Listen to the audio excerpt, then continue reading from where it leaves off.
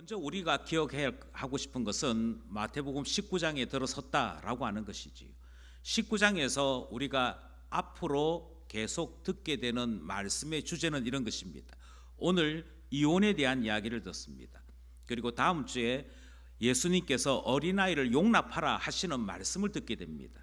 또 그 다음에는 재물이 많은 청년이 나타나서 예수님을 쫓고 싶은데 어찌하면 됩니까? 라고 질문하는 것과 너의 모든 재물을 가난한 자들에게 나누어 주라 하시는 말씀 듣게 됩니다. 이것이 19장의 내용이 됩니다. 20장에서는 포도원 품꾼의 품삯 비유에 대한 이야기가 등장을 하고, 그리고 세 번째 죽음을 예고하셨다라고 하는 말씀으로 대단원이 정리가 됩니다. 여기까지 이야기, 그러니까 두 번째 죽음 예고에서부터 세 번째 죽음 예고에 이르는 이 사이의 내용이 무엇이었느냐 하면 스스로 자기를 낮춰야 된다, 그래야만 천국 간다, 이 말씀을 다양한 시각에서 다양한 각도로 우리에게 말씀하신 것을 들었다 하는 것입니다. 여기에 오늘 본문의 핵심도 동일합니다. 예수님은 지금 계속 무슨 말씀하고 계시느냐 하면 낮추는 자, 자기 자신을 낮추는 자만이 천국에 들어간다, 이 말씀을 하시는 것이고, 예수님께서 제자들에게 거듭거듭 그들이 알아듣든 알아듣지 못하든 이 말씀을 계속하시는 이유는 예수님은 그 자기 자신을 낮추는 작은 자, 그 사람을 찾고 있다 하시는 것 말씀하시는 것이지요. 오늘 본문 1절은 예수님께서 드디어 갈릴리를 떠나서 남쪽에 있는 예루살렘을 향해 길을 떠나시는 것이 소개되고 있습니다. 예수님께서 길을 떠나시는데 많은 무리들이 따라왔다 하는 말씀이 기록되어 있고, 그 많은 무리들은 대부분 병자들이었습니다. 그래서 예수님께서 그들을 고치셨다라고 하는 기록으로 오늘 본문이 출발을 하는 것이지요. 여기서 이 본문이 환자들을 중심으로 설명을 시작하고 있습니다.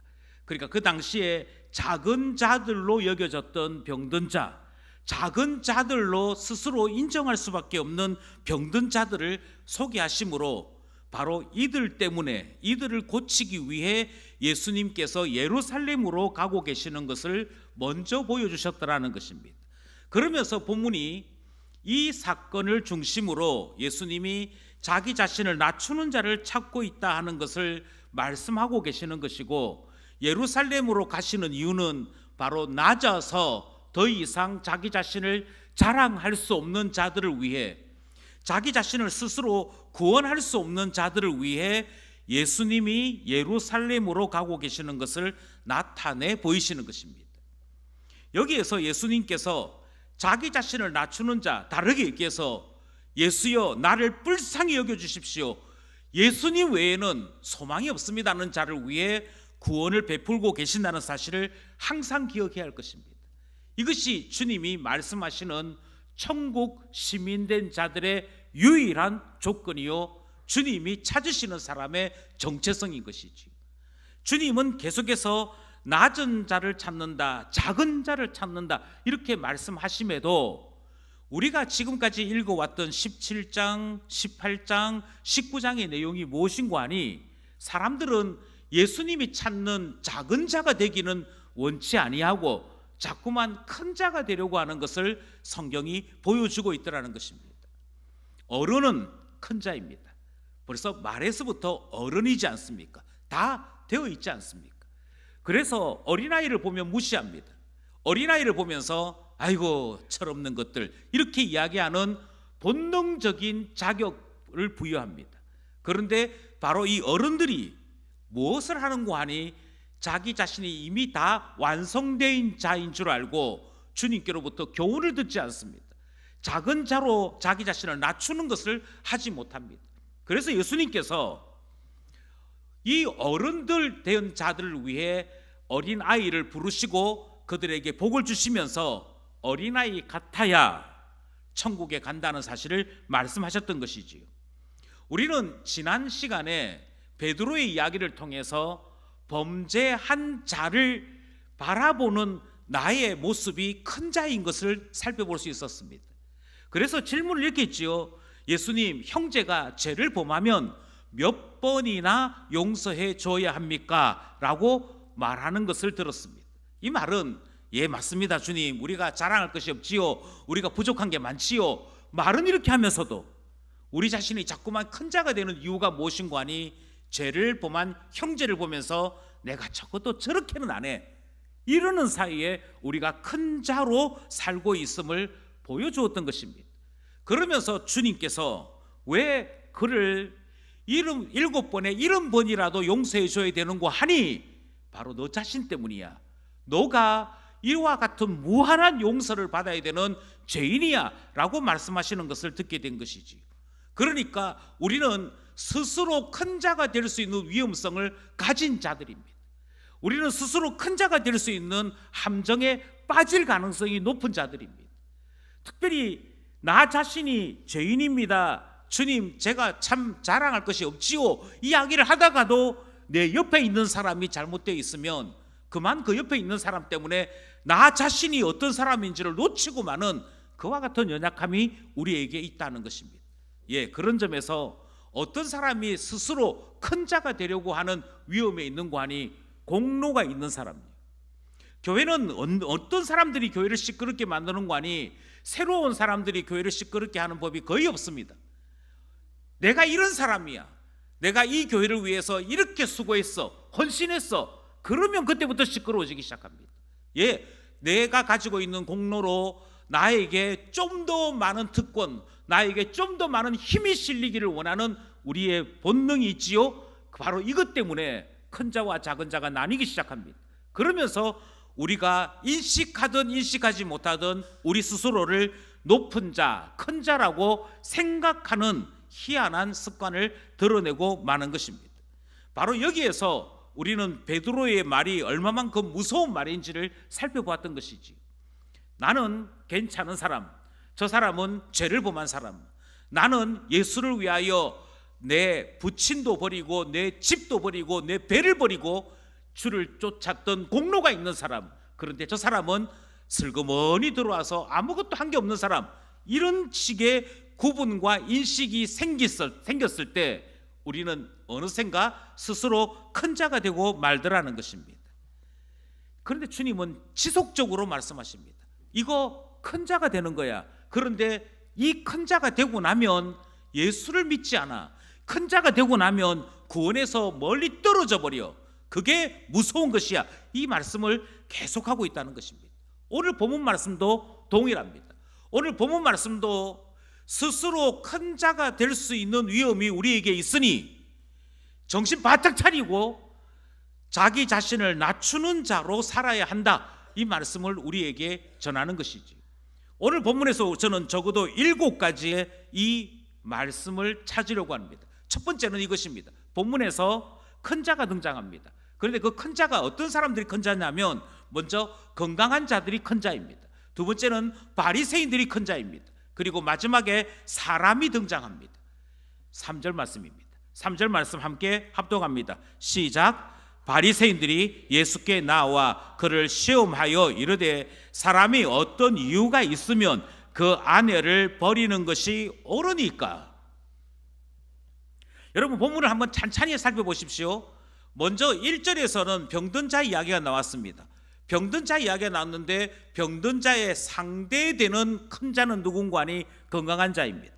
예수님께서는 건강한 자들에게는 의원이 필요 없다라고 말씀하시므로 건강한 자들이 의사 대신 예수님을 찾지 않음을 말씀하신 적이 있습니다. 그러니까 건강하면 죄송한 얘기입니다만 자꾸만 큰 자가 됩니다. 기도할 필요를 느끼지 않습니다. 주님 앞에 무릎 꿇을 필요를 느끼지 않습니다. 내게 문제가 없으면, 내가 가지고 있는 의지할 바가 있으면 예수 믿지 않습니다. 그것이 이후에 부자 청년에게서 그대로 나타납니다. 건강한 사람이든 돈이 있는 사람이든 가장 심각한 문제는 바로 거기에 걸려 넘어져서 예수를 믿지 않는다는 것입니다. 그냥 이대로 오래 살기를 바라는 희한한 병을 가지고 있는 것이지. 오늘 본문에서 등장하는 두 번째 스스로 큰 자로 여기는 사람은 바리새인들입니다. 바리새인들은 하나님의 말씀인 율법을 가르치는 율법의 선생된 자들입니다. 하나님의 말씀이 권위 있으므로 말씀을 가르치는 선생도 덩달아 권위를 가지게 되는 일이 발생했습니다. 그런데 그만 여기서 착각을 하는 것이죠. 말씀이 권위 있는 것인데 말씀의 권위를 빌미로 자기 자신이 권위 있는 것처럼 나서기 시작하는 문제가 발생을 한 것입니다. 그래서 예수님께 와서 이 사람들이 시험하여 질문합니다. 다르게 얘기해서 너 진짜 대단한 사람인지 아닌지 내가 한번 다뤄보겠어, 내가 한번 테스트해 보겠어 하는 마음으로 와서 질문했다는 것입니다. 이미 큰 자입니다.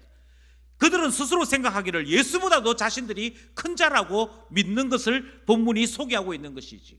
그런데 그들이 뭐라고 얘기하느냐 하면 자기 자신을 큰 자라고 여기는 두 가지 희한한 모습을 본문이 소개하고 있는 것입니다.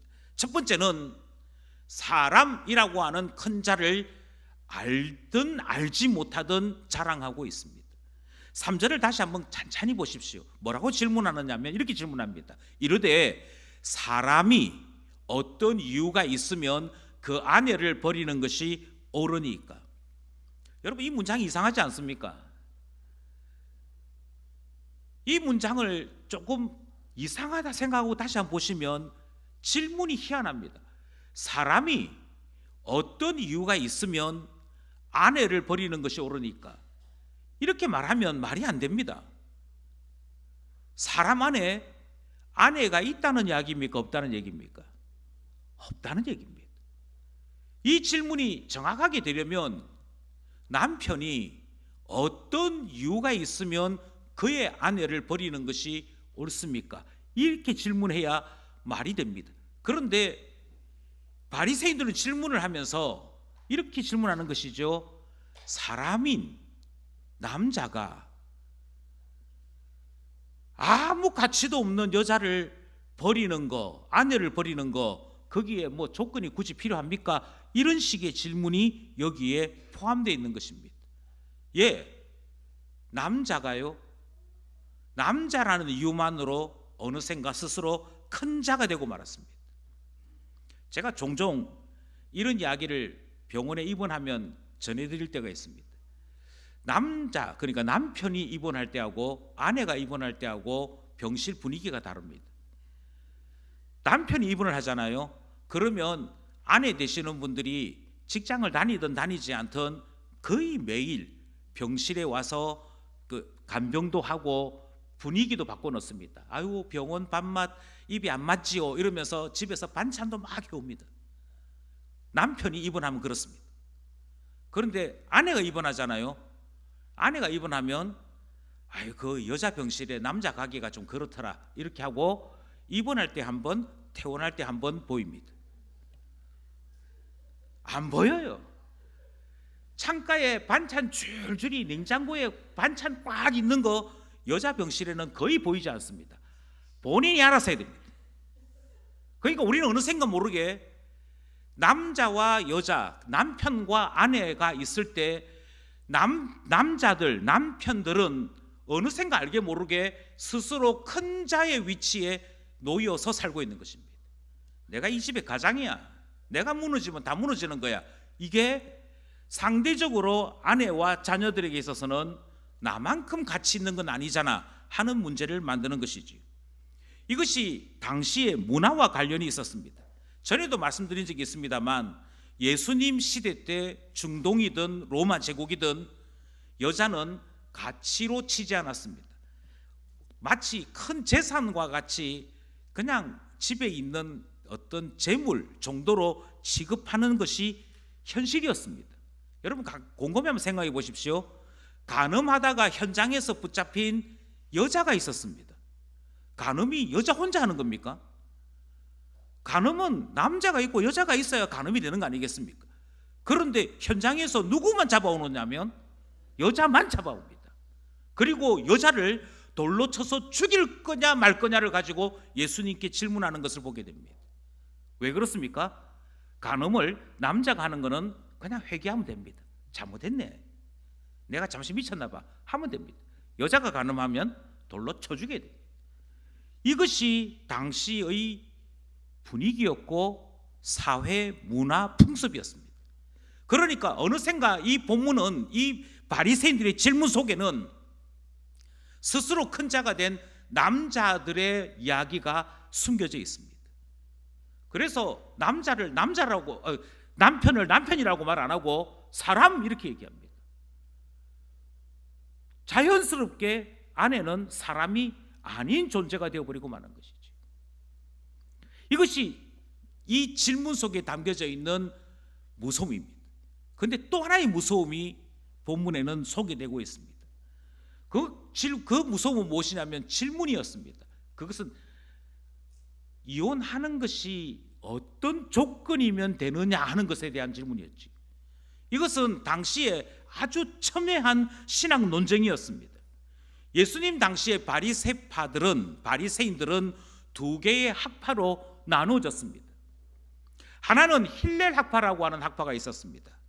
힐렐 학파는 우리식으로 얘기하면 조금 자유롭습니다. 자유롭다는 말은 문장 하나하나에 매이지 아니하고 이 문장, 이 율법이 가지고 있는 취지가 뭘까, 의미가 뭘까, 그래서 이 율법이 가지고 있는 목적에 부합하는 것이 율법을 지키는 정신이라고 해석하는 사람들이었습니다. 이것은 랍비 힐렐에서부터 시작되어진 학파들인데, 이들에게 있어서 가장 중요한 것은 너가 싫어하는 일을 이웃에게도 시키면 안 돼. 그러니까 좀 자유롭게, 너가 이 율법을 못 지키면서 다른 사람들한테는 강요하지 마, 이런 의미로 율법을 해석하는 사람들이었습니다. 우리가 듣기에 상당히 괜찮은 사람처럼 보입니다.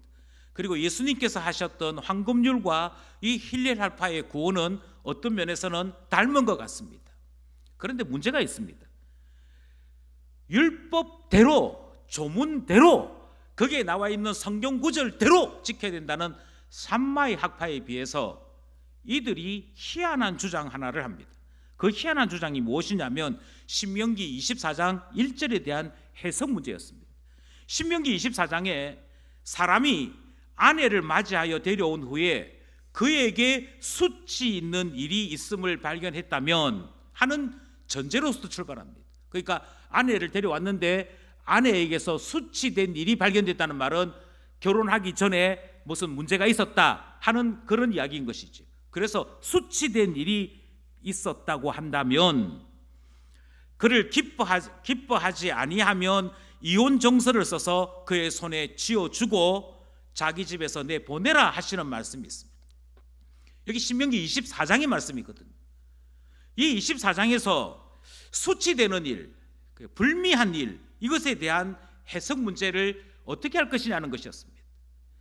이것에 대해 삼마의 학파는 성경에 나와 있는 표현 그대로 하면 된다. 성경에 나와 있는 수치된 일이란 그 당시에도 그러하고 지금도 그러한데 성적인 부정을 이야기하는 거야. 그러니까 성경 말씀 그대로 여자가 성적인 부정을 저질렀다면 그때 내보내는 거야. 이렇게 해석하는 사람들이 삼마의 학파였습니다. 그런데 힐렐 학파의 해석은 좀 달랐습니다. 수치되는 일이 광범위했습니다. 들으시면 아마 깜짝 놀라실 겁니다. 여기서 말하는 수치되는 일이란 남편의 체면이나 남편의 기분을 상하게 하는 것은 모두가 수치되는 일이었습니다.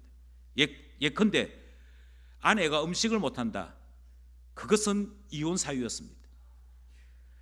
남편이 아내를 데리고 길거리를 가다가 왠지 모르게 내 아내가 못생긴 것이 불편해서 좀 떨어져서 걸어라 이랬다. 그러면 그 아내는 이혼당해도 싸다고 생각한 것입니다. 그러니까 아름답지 못한 것도 이혼 사유였습니다. 그 다음에 남편의 말에 얼굴이 굳어진다든지 불쾌한 어떤 표정을 짓는다든지 이것도 남편의 권위에 도전하는, 남편을 불편하게 하는 일, 그래서 다른 사람들로 하여금 남편에게 수치를 주는 일로 해석했던 것입니다. 그래서 어떻게 했느냐, 이와 같은 일이 생기면 남자는 즉시 그 아내를 내보내야 된다, 고 해석한 것입니다.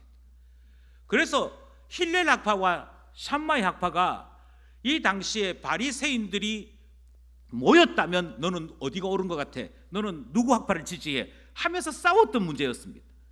이렇게 싸웠던 문제를 가지고 지금 예수님께 와서 물어보는 것입니다. 예수님, 어떤 여자에게 문제가 있었습니다. 그래서 내보내려고 합니다. 이때 기준이 뭡니까? 기준. 이거는 지네들끼리 싸울 때 했던 관심사이지 예수님과 아무 상관이 없는 것인데, 이 자기네들끼리 싸웠던 그 질문을 예수님께 가지고 와서는 시험거리라고 던진 것입니다. 우리가 율법의 선생이라고 불리는 우리가 이것 때문에 골치 아파 죽겠는데 예수님이 어떻게 이 문제를 해결하겠어? 그러면서 던졌다 하는 것입니다. 오늘 본문은 바로 이 질문에 대한 예수님의 답으로 본문 내용이 채워져 있습니다. 먼저 예수님께서 이렇게 말씀하시죠. 하나님의 본래의 뜻을 왜 말하지 않고 다른 이야기부터 하지? 라고 하는 예수님의 대답이 등장합니다. 4절 말씀입니다. 4절 말씀 함께 합독합시다. 시작. 예수께서 대답하여 이르시되 사람을 지으시니가 본래 그들을 남자와 여자로 지으시고. 지금 바리새인들은 몰려와서 이혼에 대해 묻습니다. 이혼의 조건이 뭡니까? 이혼의 기준이 뭡니까? 이 질문하고 있는데 예수님은 정반대 이야기를 하십니다.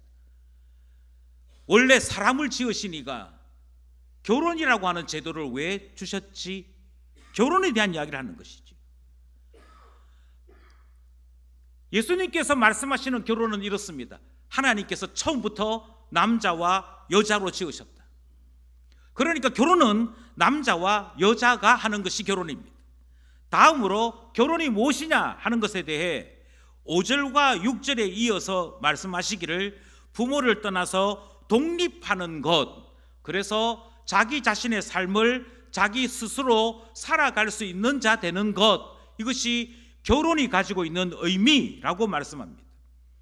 그리고 아내와 합하여 한 몸이 되는 것이 결혼이다 라고 말씀하시므로 혼자 있는 것이 아니라 함께 있는 것, 하나가 되는 것, 그것이 하나님께서 결혼을 허락하신 이유라고 말씀하시는 것이죠. 여기서 결혼은 한 몸이 되는 것입니다. 이미 나 자신의 몸이 되었다라고 하는 의미를 담고 있으므로 아담이 했던 고백을 여기에서 그대로 주님이 인용하시는 것이지. 아담은 하와를 만났을 때 그를 기뻐하면서 이는 내 뼈 중에 뼈요 살 중에 살이라고 표현해 드렸습니다. 그러니까 이미 내 뼈가 되었고 내 살이 되었으니 나누거나 빼거나 구분할 수 없습니다. 만약 그렇게 한다면 그 사람이 죽을 것입니다. 뼈를 빼내든 살을 빼내든 빼내는 즉시 죽을 수밖에 없는 것이지. 그러면서 주님이 우리 하나님께서 결혼이라고 하는 제도를 두신 이유를 이와 같이 소개하는 것입니다. 그러니까 자연스럽게 답이 되는 것이죠. 이혼의 기준에 대해서 묻는데 이혼 자체가 말이 안 돼. 그게 주님의 대답입니다. 그러니까 이혼에 대한 하나님의 뜻이 아주 분명하다는 것입니다. 5절 6절 함께 합독하기 원합니다. 5절 시작. 말씀하시기를 그러므로 사람이 그 부모를 떠나서 아내에게 합하여 그 둘이 한 몸이 될지니라 하신 것을 읽지 못하였느냐. 그런즉 6절입니다. 시작. 그런즉 이제 둘이 아니요 한 몸이니 그러므로 하나님이 짝지어 주신 것을 사람이 나누지 못할지니라 하시니. 예수님의 대답은 이렇습니다. 왜 이혼에 집중해? 왜 너희들끼리 기준 가지고 싸우고 있어? 이혼이 목적이 아니야. 하나님께서 남자와 여자로 만드신 것은 결혼이 목적이야. 그런데 그 결혼이 무엇인지를 생각하면 되지, 왜 쓸데없이 이혼 기준 가지고 니네들끼리 싸우다가 나한테 와서 질문이라고 하는 걸 하는 거니? 이것이 주님이 대답하시는 것이지. 그러니까 율법의 선생들이 예수님께 와서 혼이 나는 것입니다. 이렇게 이쯤 하면 알아서 돌아가면 딱 됐겠는데 이 율법의 선생인 바리새인들이 물러서질 않습니다. 물러서지 않고 그들이 이 질문을 하게 된 믿는 구석 하나를 예수님께 넌저시 제시합니다. 그것은 모세 율법에 이혼 정서 이야기가 나온다 아닙니까? 그 이야기죠. 그러니까 모세를 핑계 삼아 자기 자신들의 이 논의가 틀리지 않았다 하는 이야기를 하고 있는 것입니다. 7절 말씀입니다. 7절 말씀 시작. 여짜오되 그러면 어찌하여 모세는 이혼 정서를 주어서 버리라 명하였나이까? 그러니까 바리새인들이 이 논쟁에 있어서 스스로의 정당성을 누구에게 부여하고 있느냐면 모세에게서 부여합니다. 모세의 말에, 모세의 율법에 이혼 정서 이야기가 나오니까 우리가 말하는 거 아니겠습니까? 이게 이혼이 필요 없다면, 이혼이라는 자체가 해서는 안 되는 일이라면 왜 율법에 모세가 이혼 정서 이야기를 하는 겁니까? 이렇게 질문한 것이거든요. 이 질문에 대해서 예수님께서 이렇게 말씀하십니다. 야, 너희 자신을 참 모르는구나. 그리고 오늘 본문의 주제가 되고 지금 두 번째 죽음 예고와 세 번째 죽음 예고 사이에 있는 계속된 주제인 스스로 자기 자신을 낮춰야 할 것에 대한 말씀이 등장하는 것이지요. 8절입니다. 8절 9절에 등장하는 말씀. 먼저 8절 읽겠습니다. 8절 시작. 예수께서 이르시되 모세가 너희 마음의 완악함 때문에 아내 버림을 허락하였거니와 본래는 그렇지 아니하니라. 9절입니다. 시작. 내가 너희에게 말하노니 누구든지 음행한 이유 외에 아내를 버리고 다른 데 장가드는 자는 간음함이니라. 아멘. 예수님 대답이 이렇습니다. 이혼 정서 이야기 왜 등장하는 줄 아니? 이혼 정서 이야기 왜 등장하냐면 너희들이 완악해서 그래. 예수님께서 완악하다라고 말씀하시는 것을 잘 이해하셔야 됩니다. 만약 이혼은 절대 안 돼, 어떤 경우에도 이혼은 안 돼, 이 이야기를 계속하게 될 때, 아 그렇구나, 그러니까 내가 결혼할 때 아주 신중해야 되겠구나, 또는 내가 하나님 앞에 결혼 자체가 언약으로 맺어진 것이니 취소할 수 없구나, 이 생각을 가지고 알겠습니다, 제가 혹시라도 한번 생각해 본 것인데 제 생각이 잘못된 것입니다, 이렇게 하면 좋겠는데, 사람이 얼마만큼 타락되어 있든지 이혼 정서가 없을 때 일어나는 무서운 이야기를 주님이 말씀하시는 것입니다. 여러분 한번 생각해 보십시오. 이혼이라는 제도가 없게 되었을 때 남자가 여자보다 높다고 생각하는 사회에서 어떤 일이 벌어질까요? 결혼합니다. 살다가 여자가 마음에 안 듭니다. 이 여자가 마음에 안 들어서 이 여자를 이제 내보내고 새 여자 드리고 싶습니다. 그런데 이혼은 안 된다고 그럽니다. 그럼 뭐 하겠습니까? 사람을 죽이는 일이라는 것이죠. 죽었는데 그럼 제가 재혼할 수 있는 거 아니겠습니까? 결국 이혼 정서가 없게 되어질 때 이스라엘 사회는 심각한 가정살인이 일어날 수 있기에 주님은 이것을 에둘러서 이렇게 표현한 것입니다. 너희가 완악하잖아. 이혼 정서 이야기 안 했더라면 남자들이 여자를 함부로 죽였을 거 아니야. 그래서 아내를 죽이는 이 악한 일을 그나마 면해보고자 이혼 정서 이야기를 모세가 한 것이지, 이혼을 허락한다거나 이혼이라는 제도가 원래 하나님의 뜻인 것처럼 여기지 마라고 말씀하시는 것입니다.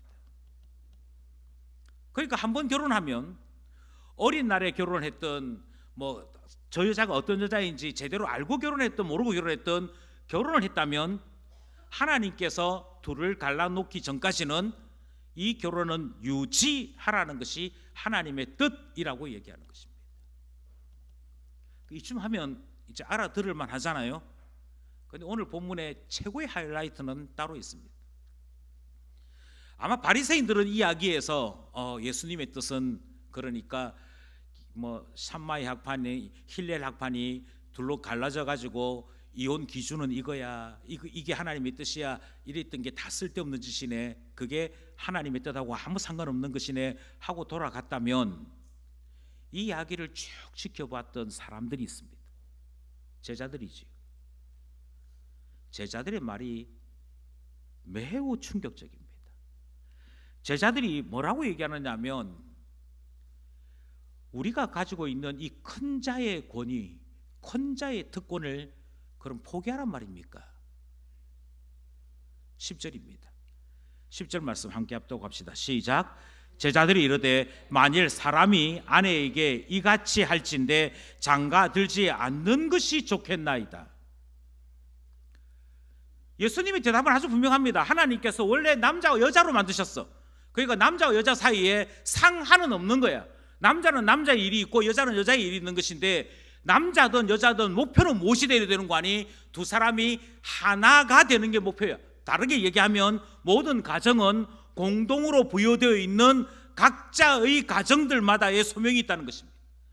각자의 가정들마다 해야 될 일이 있다는 것이고, 그 해야 될 일 앞에 남편과 아내는 동등하게 부름받은 파트너다라고 하는 말씀을 하는 것이지요.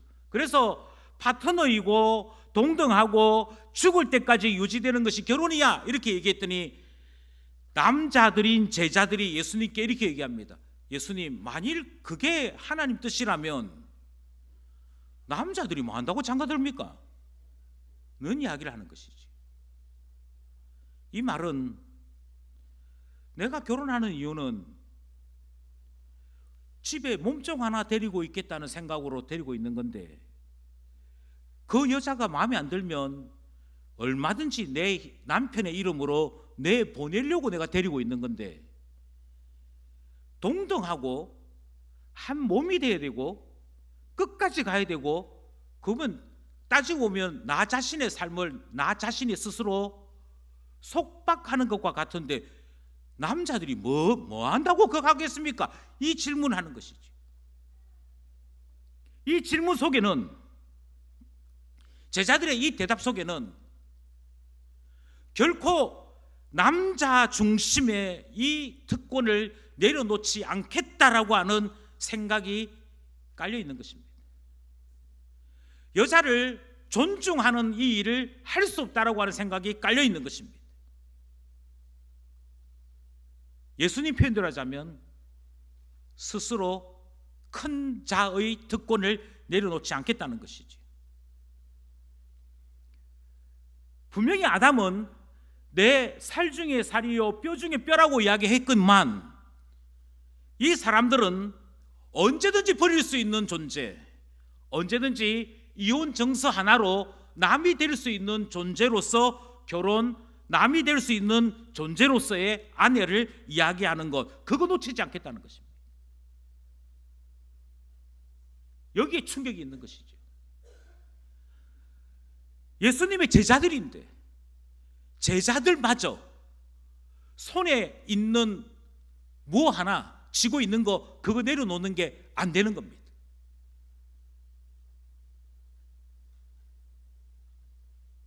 그게 안 되는 거예요.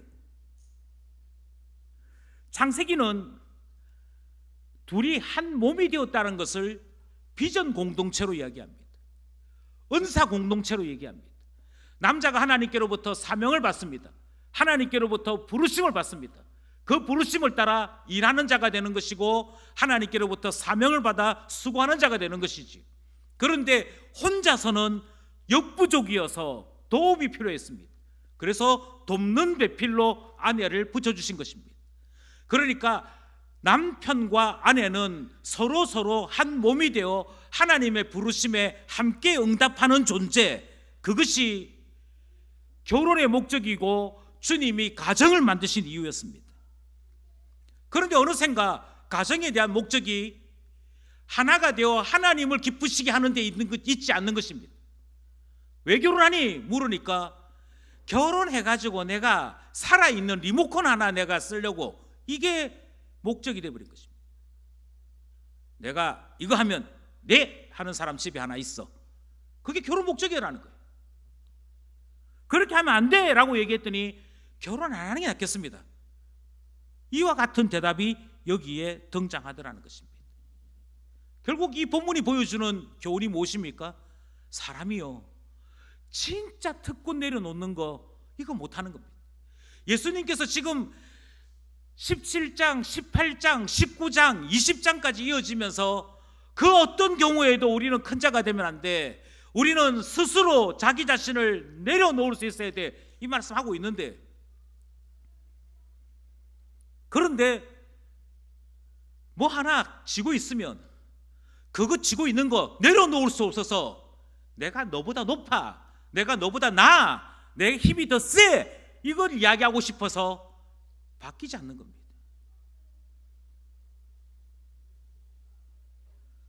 주님은 이런 제자들에게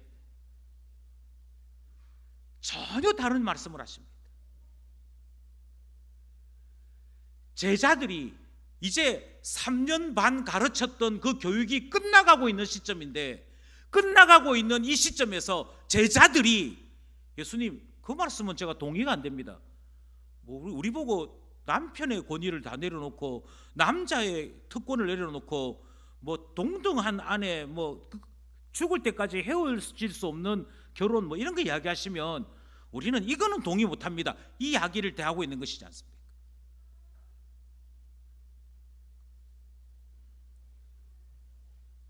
그런데 주님은 제자들이 알아듣든 알아듣지 못하든 사람은 결코 높아질 수 없는 존재라는 사실을 강조합니다.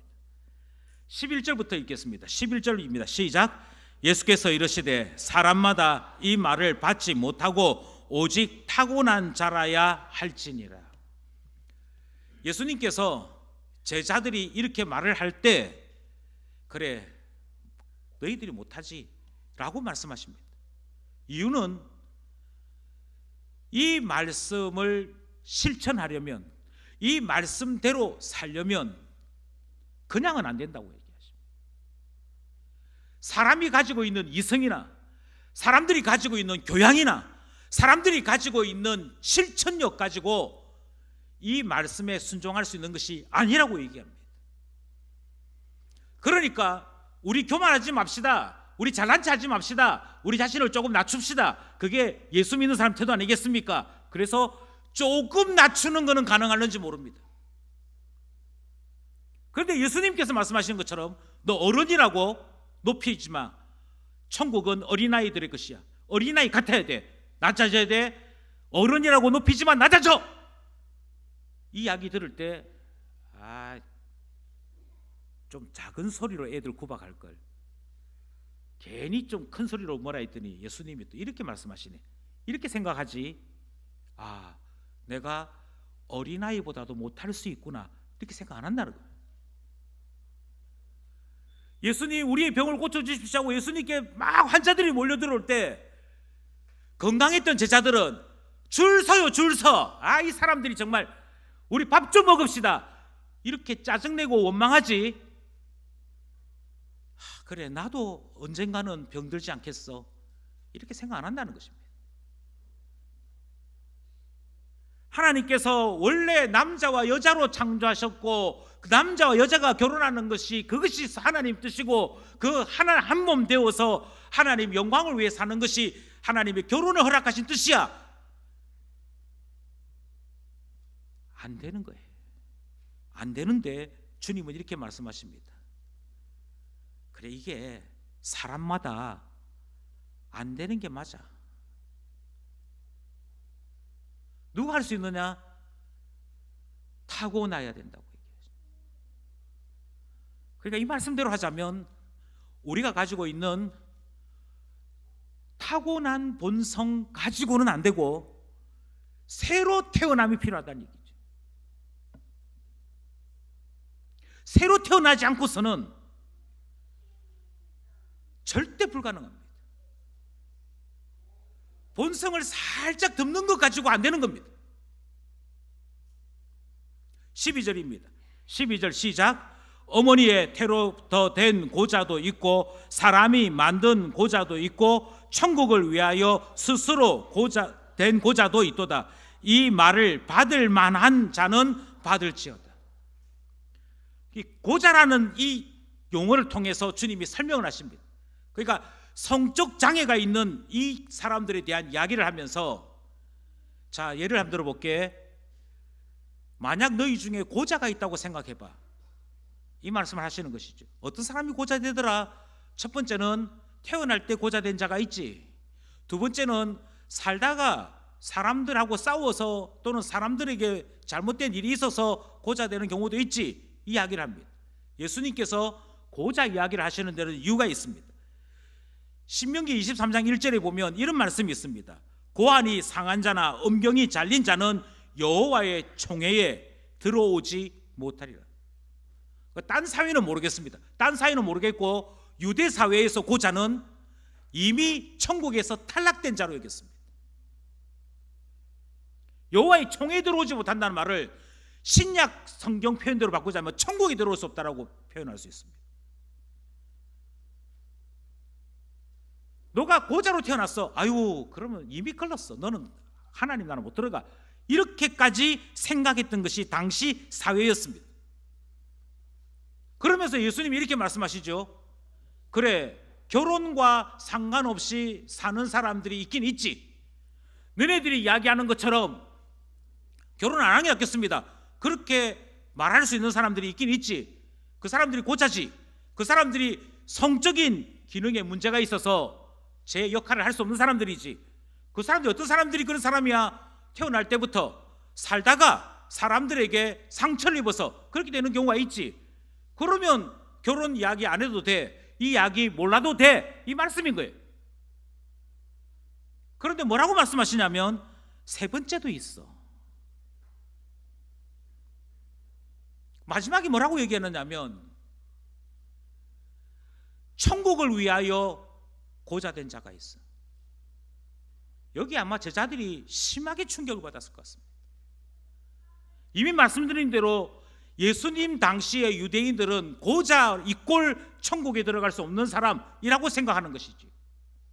그런데 주님은 뭐라고 말씀하시냐면 태어날 때부터 고자된 사람이 있는 것과 마찬가지로 천국을 위하여 고자된 자가 있다면 그는 새롭게 태어난 자와 같다라고 말씀하시기 때문에 여기서 천국을 위하여 고자되었다는 말에 우리는 예수님이 무엇을 의미하시는지를 깊이 생각해야 합니다. 결혼이 뭐지? 본능을 따라 생각했던 사람. 결혼이 뭐지? 당시 사회 풍속을 따라 사회 문화 그것을 따라 생각했던 사람들이 있다면 지금 주님이 말씀하시는 것은 아니 그런 거 다 제껴놓고 그 당시에 남존 여비 사상이 강했어요. 이런 거 다 제쳐놓고 당시 사람들이 여자를 재산처럼 여겼어요. 그런 거 다 제쳐놓고 하나님이 뭘 원하실까? 하나님이 어떤 사람을 원하실까? 여기에 맞추어서 결혼도 생각할 수 있는 사람.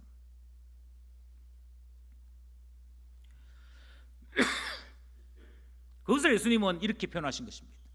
천국을 위하여 스스로 고자된 자 있어. 그러니까 이 오늘 본문이 우리에게 가르치는 바는 아주 분명합니다. 나 남자야. 우리 사회가 남자를 원래 존중히 여겨. 그것까지도 하나님 말씀 앞에 냉정하게 다시 한번 내려놓고 판단하라는 것입니다. 그러니 이 말씀은 계속해서 예수님이 하시는 교훈을 반복하는 것이지. 작은 자 되어라. 큰 자 말고 작은 자 되어라. 아이고 저는 작은 자입니다. 저는 예수님 따라다니는 제자 아니겠습니까? 예수님 대답이 이렇습니다. 아니 자기 자신을 스스로 속이지 마 제발. 큰 자로 살고 있으면서 마치 자기는 작은 자인 것처럼 제발 그렇게 속이지 마. 지금 그 말씀을 계속하고 있는 것이지요. 그리고 성경은 오늘 본문은 다시 한번 눈 크게 뜨고 정신 바짝 차리고 혹시라도 나도 모르는 사이에 자기 자신도 모르는 사이에 나 자신을 높이고 있는 것이 뭐 없는지 살펴보라고 말씀하시는 것을 듣습니다.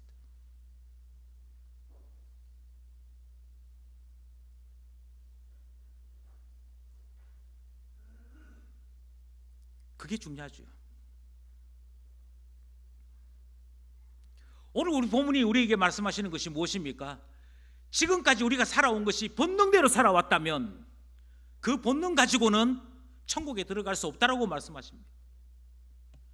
내가 살아온 이 모습, 이 여기에 교양을 더하든 지식을 더하든 힘을 더하든 그것 가지고 천국 가는 것이 아니고 천국 가기 원하는 사람은 새로 태어나야 됩니다. 다시 태어나야 됩니다. 하나님 자녀로 태어나야 됩니다. 그래서 성경이 이렇게 말씀하시죠. 새 본능을 가지라고요. 지금 사람들마다 이 말씀 받을 수 없어. 타고나야 돼. 타고나야만 하나님 말씀 앞에 기뻐하는 삶이 돼. 이 말씀이 우리에게 가르치는 교훈이 무엇입니까? 결국 하나님이 누구를 원하시지? 하나님 나라에 어떤 사람이 들어갈 수 있나? 거기에만 집중해야, 거기에만 포커스가 맞춰져야 결혼이 다시 봐지고 우리의 삶이 다시 한번 평가되고 우리가 잘못 생각하고 있는 것이 드러나게 되고 고쳐질 수 있다고 말씀하시는 거 아니겠습니까? 예수님께서 예루살렘으로 가시려고 하시는 그 이유가 이해된다라고 말씀하시는 거 아니겠습니까? 아마 어떤 사람들이 이렇게 얘기할 것 같습니다. 목사님, 예수님도 제자들한테 포기하셔가지고 사람마다 잘 안 돼 이렇게 하셨는데 예수님도 포기하신 걸 갖다가 왜 목사님 하려고 합니까? 왜 하려고 하느냐면 이래야 천국 간다고 말씀하시니까요. 이래야만 구원 받는다고 말씀하시니까요. 그리고 더 중요한 것은 이렇게 산 사람들이 있다는 데 중요함이 있는 것입니다. 저는 그 대표적인 사람이 사도 바울이라고 생각합니다. 사도 바울은 스스로 천국을 위하여 고자된 삶을 살았습니다. 고린도전서 7장 8절을 한번 읽어보겠습니다. 고린도전서 7장 8절 시작. 내가 결혼하지 아니한 자들과 과부들에게 이르노니 나와 같이 그냥 지내는 것이 좋으니라. 과부된 자들이 있습니다. 또는 결혼하지 아니한 사람들이 있습니다. 그런데 바울이 뭐라고 얘기하느냐면 그냥 있으라요. 그런데 그냥 있으라고 말하면서 뭐라고 얘기하냐면 나와 같이 라는 말을 다 합니다. 우리는 고린도전서 7장 8절에 있는 말씀을 연구하면서 바울은 결혼한 경험이 있다라고 하는데 결론에 이릅니다. 바울은 결혼 안 한 거 아니에요? 그게 아니고 결혼한 것 같습니다. 결혼을 했다라고 생각하는 이유는 세 가지입니다. 첫 번째는 바울은 바리새인이었기 때문입니다. 바리새인이 되기 위해서도 결혼이라고 하는 조건이 필요했지만 생육하고 번성을 하는 말씀을 제일 먼저 실천해야 될 책임을 가진 자였습니다. 그런 의미에서 바리새인들은 적극적으로 결혼을 했습니다. 두 번째는 바울이 교회들에게 했던 표현 때문입니다. 이미 많은 순회 전도자들이 자기 부인을 데리고 전도 여행을 다녔습니다.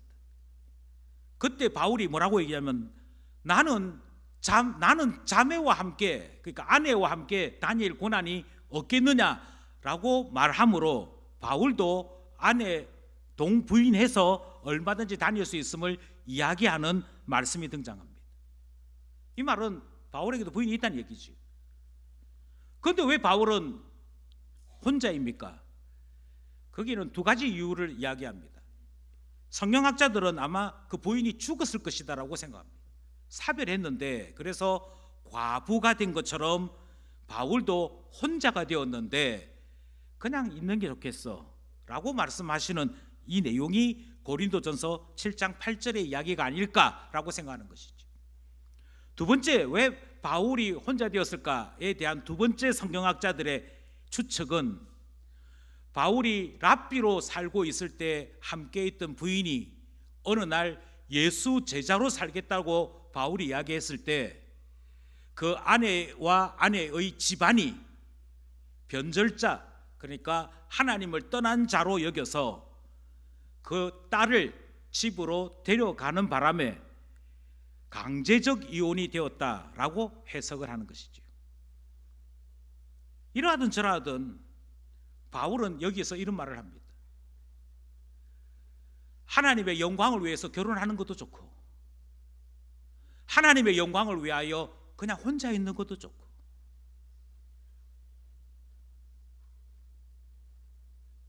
바울이 강조하는 바가 이것입니다.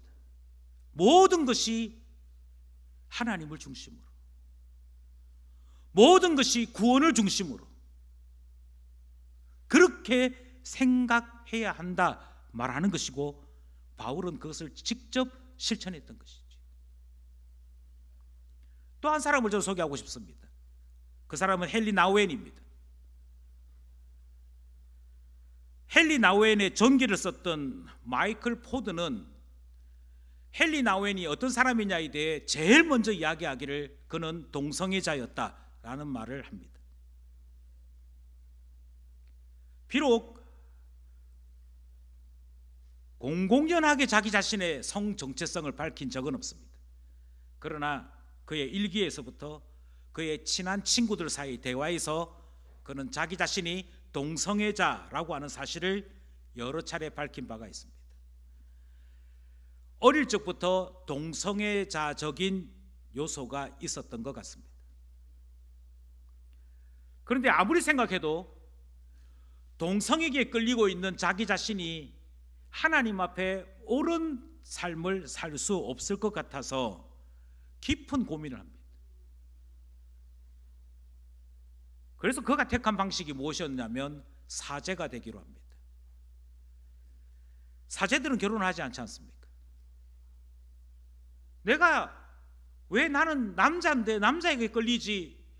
그럼 내가 남자와 결혼해야 되나 여자와 결혼해야 되나 이 고민할 거 없이 그냥 나는 하나님과 결혼했어 라고 생각하고 예수회의 사제로 살기로 결정을 해버린 것이죠. 이것이 스스로 고자된 것입니다.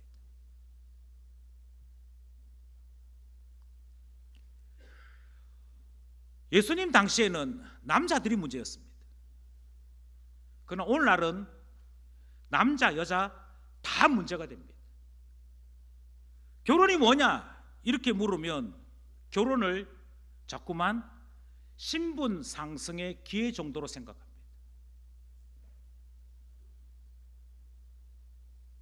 어떤 남자를 만나야 내 신분이 상승이 되나, 내 경제적 지위가 올라갈 수 있나, 어떤 여자를 만나야 나 자신이 성공했다라고 표시낼 수 있나. 그러면 지금 예수님이 말씀하시는 이 교훈과는 아무 상관이 없습니다. 더 가슴 아픈 것은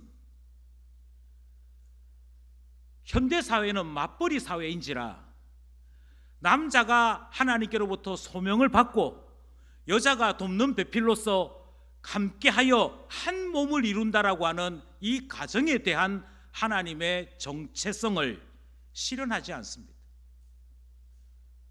아니 당신만 일하냐 나도 일한다. 그래서 각자의 삶이 주장됩니다. 각자의 삶이 주장된다는 말은 너의 인생만 중요한 것이 아니고 내 인생도 중요해. 그걸 부르짖는 것이지. 예수님 당시 때에는 남자들만이 스스로 큰 자라고 주장하는 사회였는데 현대 사회는 남자 여자 다 내가 큰 자여야지, 내 인생이 더 중요하지, 그걸 부르짖고 있습니다. 현대 사회는 나이가 어려도 나이가 많아도 다 이 구호와 이 주장을 합니다. 심지어 부모가 자녀들에게 너 이렇게 살면 안 돼 라고 가르치면 아 꼰대 라고 이야기하고 내 인생은 내 것이라고 주장합니다. 그러니까 나이가 어려도 이미 큰 자로 살고 있는 거예요. 작은 자이지 않아요.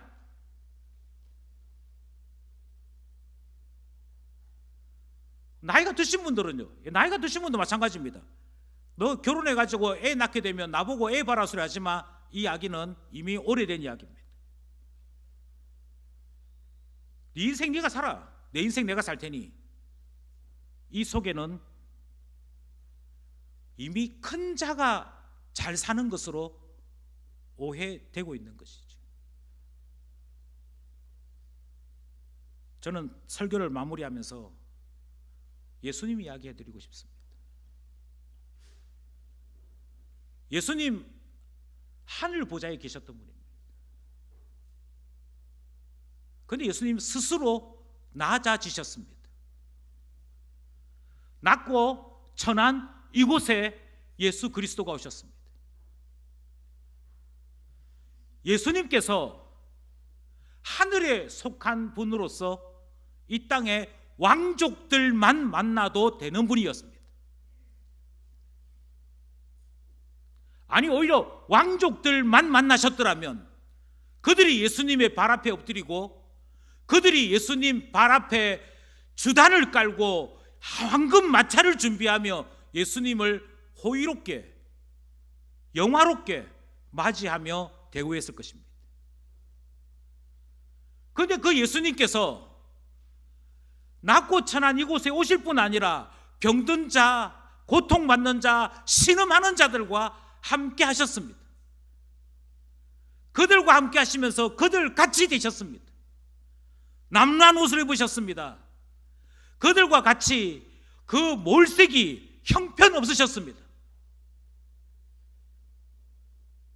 이렇게 주님이 자기 자신을 스스로 낮추신 이유는 천국을 우리에게 주시기 위해서입니다. 구원을 우리에게 베푸시기 위해서입니다. 다윗의 자손 예수여 나를 불쌍히 여겨달라는 자를 찾으시기 위해서입니다. 그리고 주님은 계속해서 십자가를 향해 가시면서 천국은 누가 가는 줄 아니? 스스로 자기 자신을 낮추는 자가 가는 거야. 천국은 누가 얻는 줄 아니? 주님이 십자가 지실 때 이 은혜를 누가 받는 줄 아니? 나는 아무것도 아닙니다를 고백하면서 주님 저를 구원해 주십시오를 외치는 자,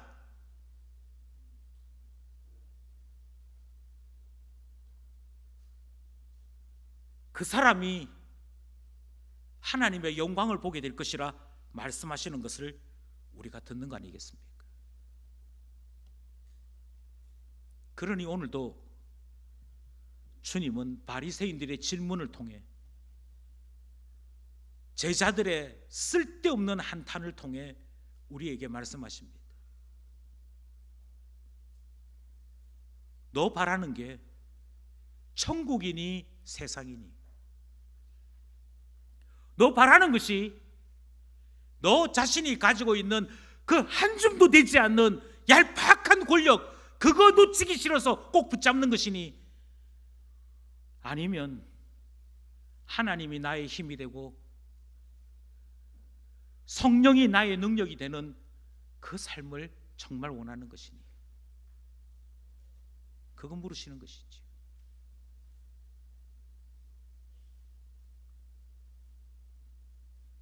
오늘 본문의 방식대로 이렇게도 질문할 수 있을 것 같습니다. 여러분, 결혼 왜 하셨습니까? 하나님 영광 위해서. 그런데 여러분, 결혼 왜 하지 않으려고 하십니까? 요즘은 결혼하려면요 남자가 손해보는 것 같아요. 그 대답이 오늘 본문에 있는 대답이지 않습니까? 결혼 왜 안 하려고 해? 여자가요 내 종처럼 시달리다가 그렇게 인생 끝내는 게 너무 아쉽잖아요. 남편 돌보고 자녀 돌보다가 내 인생 끝내는 것보다는 내 인생 죽을 때까지 내가 누리고 싶어요. 그게 오늘 본문에 나오는 이야기 있지 않습니까?